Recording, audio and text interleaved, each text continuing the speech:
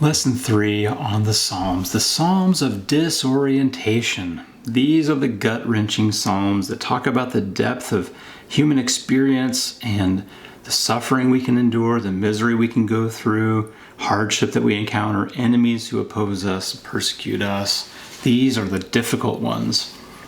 And maybe we can relate to these because we go through these seasons and difficult things at times, and it's such a valuable blessing to know that God's people through the generations were able to cry out to God in brutal honesty, asking, "Where are you? What's going on? Why did you allow this? Come and rescue me. Can you believe these guys are taking advantage of me this way?"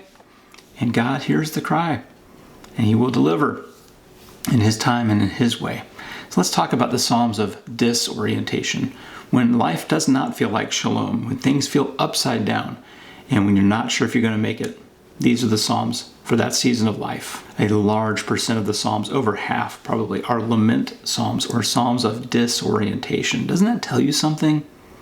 That the real raw honesty of the Psalms, why maybe it relates so much to our lives today, weddings and funerals and difficult moments when you turn to that book and you look for the right words, over half of them are sad. Half of them feel like defeat, trouble. It's just honest and raw. It's not rose-colored glasses. It's Pollyanna. Nobody watches Pollyanna anymore. Back in the days, that Pollyanna idea was happy-go-lucky, everything's always right. Well, no, it's not. And the Bible doesn't pretend like everything's always right all the time. So the lament Psalms, the Psalms of disorientation. Maybe sometime you just need a good cry. This is a good book to turn to. And maybe you're not sure if being so upset about this is the faithful response, because the faithful response would be, well, God's got this no matter what, and I'm going to hang in there and not be worried about it. Well, sometimes the faithful response is being honest with how you feel and telling God can take it. He's heard it all before. And sometimes people say, well, I don't know how faithful that is to talk to God that way. God's already heard it all. And by the way, He already knows how you feel. And third, how can you complain to a God, the God, if you don't believe He exists? Like, it's actually evidence of faith to be honest with God rather than just gloss over everything with positivity. There's two types or categories of the lament Psalms. There's personal lament. Oh, I'm in trouble. This is not good. And then there's communal lament. Israel's in trouble. The nation's in trouble. The people are in trouble. It's like the group's in trouble, right? And so personal lament, Psalm 13, Psalm 86, Psalm 35. Communal lament, Psalm 74. Psalm 79 and Psalm 137. Oh, 137 is brutal. It's a brutal psalm. They've had their temple torn down. They've been taken to Babylon, and oh, by the rivers of Babylon we wept. And our captors are crying out, "Sing us those old songs of Zion." And they're just crying by the river. It's terrible. But let's explore a few of these together.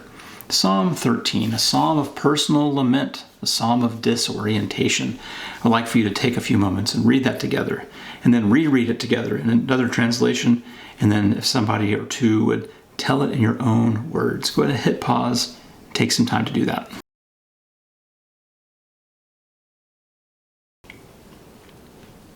How long, O Lord, will you forget me forever? How long will you hide your face?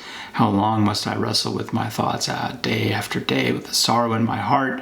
How long will my enemy triumph over me? Oh, look on me, Lord. Answer. Give light to my eyes, or I will sleep in death. And my enemy will say, I have overcome him, and my foes will rejoice when I fall. But I will trust in your unfailing love, that hesed. My heart rejoices in your salvation. I will sing the Lord's praise, for He has been good to me. There is no promise of rescue. There is no promise of deliverance. He just knows God's been good. He's going to do it again. It's going to be okay. But at the same time, I have some serious questions for Him. How long, Lord? And by the way, well, we'll talk about Revelation in Lesson 7. I almost jumped the gun another time. Psalm 13. It's clear that something is wrong, but we don't know exactly what it is. We know there's some enemies. We know there's a bad situation. And sometimes I wonder, there's no way to know this, if the Psalms keep things somewhat generic at times so that we can relate, so that we can connect, so that the words still fit our situations today. right? So you imagine if the Psalms were just so specific that we would read them and go, I don't know how to connect that to anything. But when they're a little more general, we can take those same words and use that same prayer language today. We'll talk some more about that in Lesson 8 when we talk about praying the Psalms. Here's a question for your gathering. Have you ever felt like or actually did cry out 13, 1 and 2 to God? Maybe you never cried it out, but you felt like it. Or maybe you didn't know that Psalm 13 existed, but those would have been the words you would have used. Take a moment and discuss.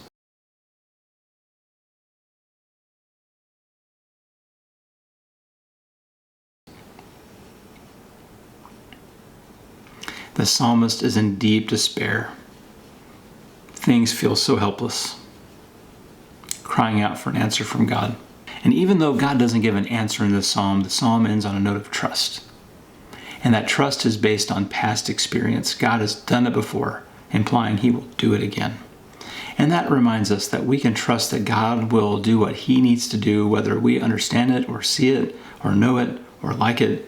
He's going to move when his children cry out. I mentioned that word hesed. It's a word that means the covenant faithfulness or the loving kindness of God. You see it in 13:5. God will keep his covenant. God will maintain his faithfulness. Sometimes in Hebrew and into English it's translated steadfast love. It's covenant loyalty and faithfulness. God loves you so much. He's not going to hang you out to dry. And it's exactly the chesed that we can lament because we trust that he is listening and that he will move, because you wouldn't cry out to a God who isn't there or who wouldn't move or who doesn't care. Question for you, is there anything currently you're lamenting? If you'd like to discuss that with the group, now's a great time for that. No pressure. That would be personal lament. The second question is there anything corporately your gathering is going through that would warrant Psalm 13, 1 and 2? Or the whole psalm? Spend some time discussing that. And also spend some time praying over those things. Crying out to God, asking him, how long will you let this person suffer with this, God? Please come and do something. Please bring the healing. Bring some relief. That's a faithful prayer.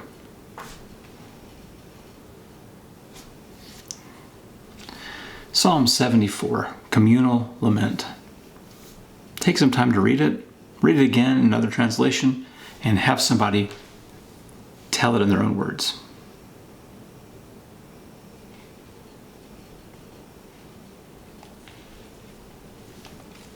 Oh God, why have you rejected us forever? It's corporate. This is not just an individual crying out. This is someone crying out for the nation, for the group, for the people, for the family. Sometimes Psalms have I, me, my. Sometimes they have we, us, our. It's a cry from the community on behalf of the community for the deliverance of the community. Now, very important question here for both Psalms, 13 and now 74. Is there a difference between God rejecting somebody, actually rejecting somebody, and the feeling that we've been rejected by God? What's the difference?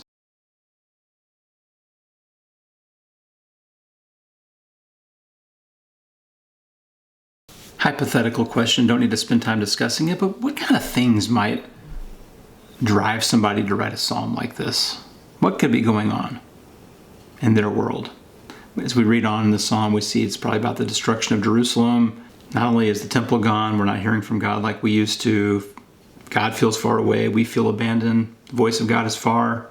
Maybe you felt that way at times. Feel very dry.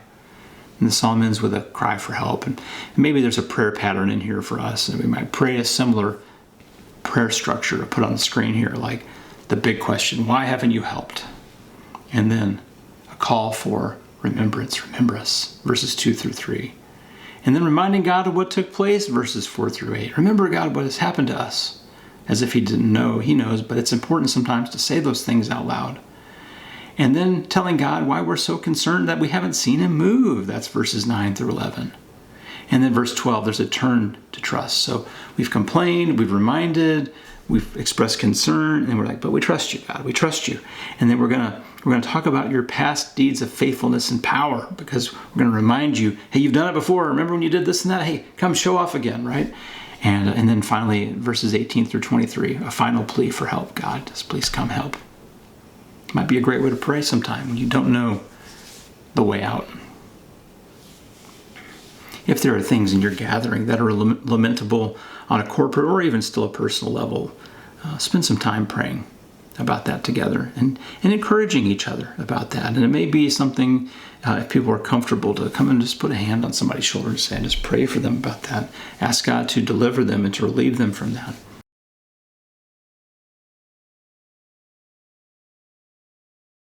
Hit pause and spend some time on that one. Last question in time for prayer. Is there anything deep down inside of you that makes this hard to say out loud? That makes the lament difficult to express? Is there a roadblock or an obstacle that goes, you shouldn't really say that? And if there is, why? What is that for you? What makes it hard? I don't think it's hard for God. I can't speak for God, but he certainly puts up with it in the Psalms. Spend some time praying that God would open us up to expressing ourselves to him authentically.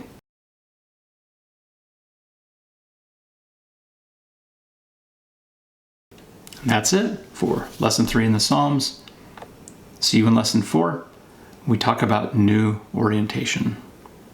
Once again, we have more lessons here at Home Church Resources that you can get through the YouTube and through the website. And I hope you'll check those out. Take care.